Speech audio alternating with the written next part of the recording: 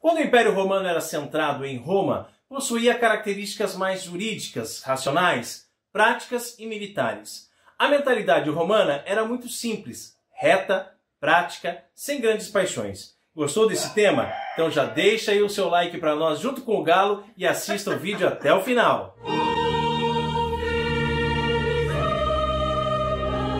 Vinde, ó Deus, em meu auxílio, socorrei-me sem demora. Para compreender a transição entre uma e outra época, é preciso volver o olhar para algo que estava apenas nascendo, o Império Bizantino. Oficialmente, naquele tempo, não se chamava Império Bizantino, já que esse termo foi criado pelos historiadores para descrever os 1000 anos em que o Império Romano do Oriente assumiu algumas características próprias.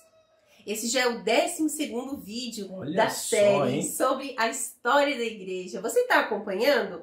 Olha lá, e se você perdeu algum vídeo anterior, basta você procurar pela playlist aqui no nosso canal, A História da Igreja. Mas nós vamos deixar também o link para a playlist aqui embaixo na descrição do vídeo. Você coloca os seus estudos em dia, ok?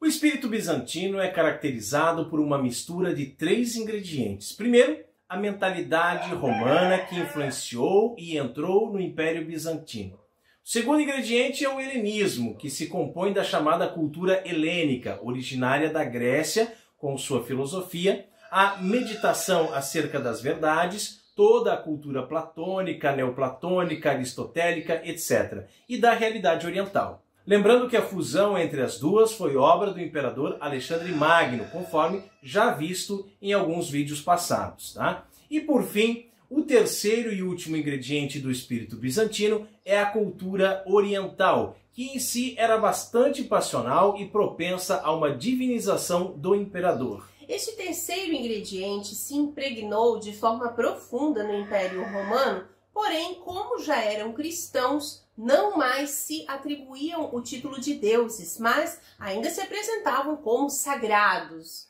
Portanto, ao juntar em si a alma grega com a alma oriental, o imperador se colocava como um chefe da igreja.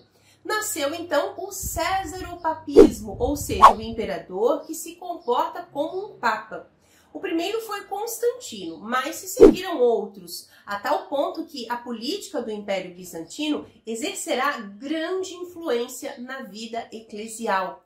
Muitos pensam que isso se deve ao cristianismo e à igreja, mas na verdade se deve muito mais àquela mistura encontrada no Império Bizantino. Nesse cenário surge a figura de São João Crisóstomo, que pode fazer com primor a ponte entre a vida monástica e as controvérsias cristológicas e bizantinas que surgirão no século V. Ele foi monge e, além disso, entrou em uma série dessas polêmicas ocorridas na corte de Constantinopla, pois foi patriarca daquela cidade. Constantinopla sediou um concílio no ano de 381, no qual foi condenado pela segunda vez o arianismo e também os pneumatômacos, aqueles que negavam a divindade do Espírito Santo. Reinava na época o imperador Arcádio, um governante fraco, totalmente influenciado pela sua esposa, a imperatriz Eudóxia, e o cônsul eunuco chamado Eutrópio, uma figura enigmática que em sua juventude prestava serviços sexuais aos generais gregos.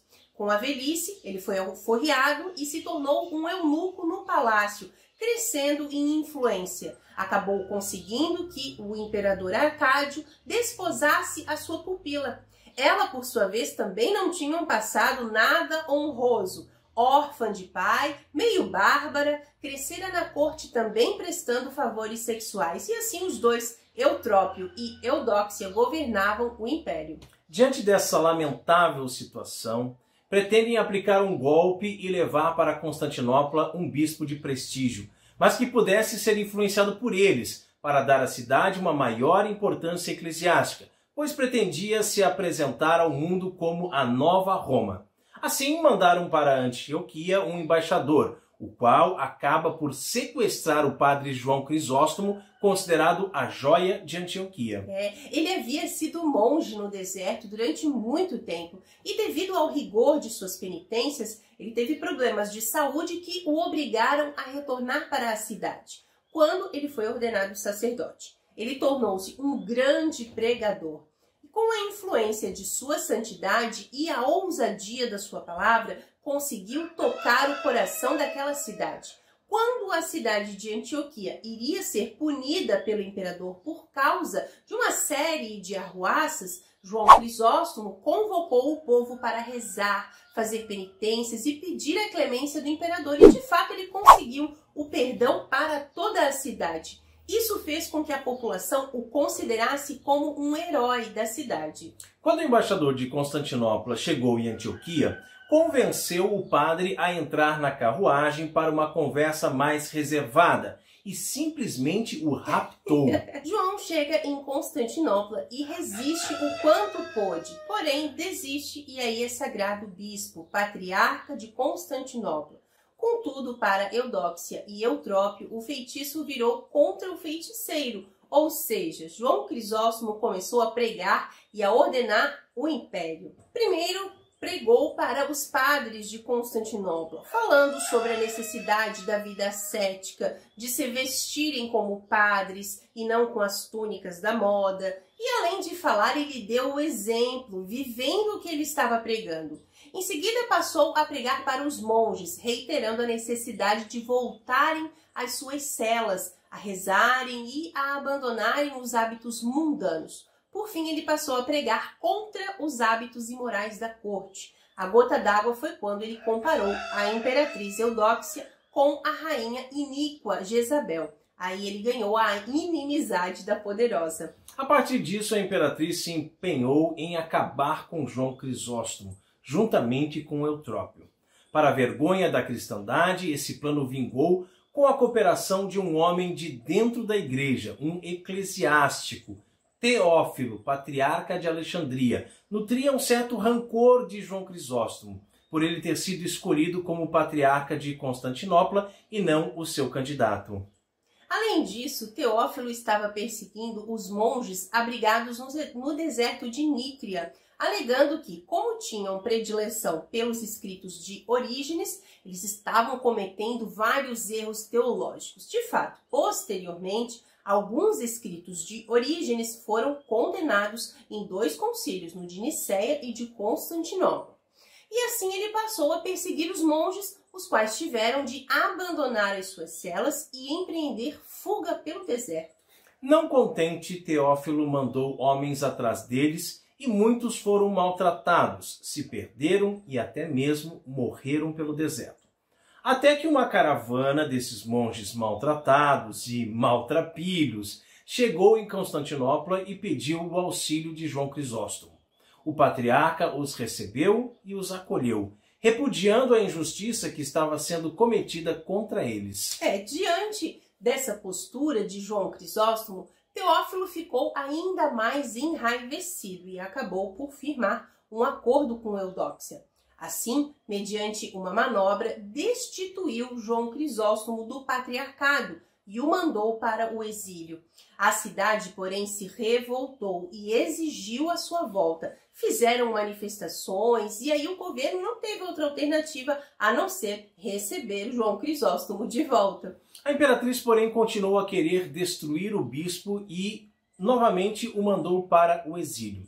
Só que as pessoas passaram a ser atraídas por sua santidade, de modo que o local para onde ele foi mandado se tornou uma capital espiritual. Diante disso, ela novamente dá ordens para que o patriarca fosse levado para um lugar ainda mais distante, o Cáucaso.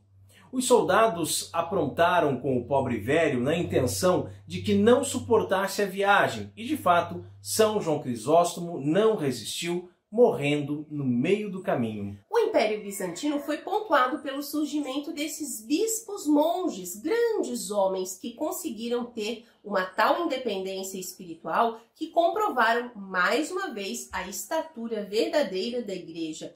No entanto, esse tempo não perdurou. Às vezes, o que mais se verá na história são bispos subservientes e mais preocupados em agradar ao império e à corte do que a Deus. Infelizmente, é uma realidade.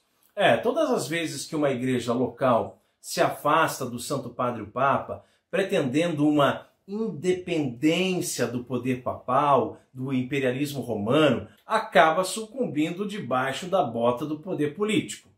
Na história da Igreja recente, isso se mostrou bastante atual. Basta observar a Igreja Ortodoxa, que, separada de Roma, não teve o menor escrúpulo em se unir à KGB.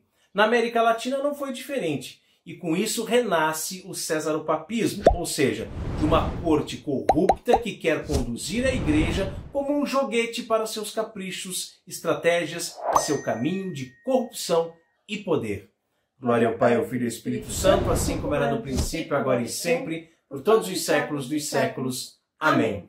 E você, está disposto a estudar a história da Igreja conosco? Disposto a esquecer tudo aquilo que você aprendeu com aquele seu professorzinho militante e os livros do MEC? Coloque aqui nos comentários, ok? E se você ainda não curtiu esse vídeo, dê o seu like para nós, certo? E também compartilhe esse vídeo com seus amigos nas redes sociais, principalmente lá nos seus grupos de WhatsApp, porque isso ajuda muito a evangelizar.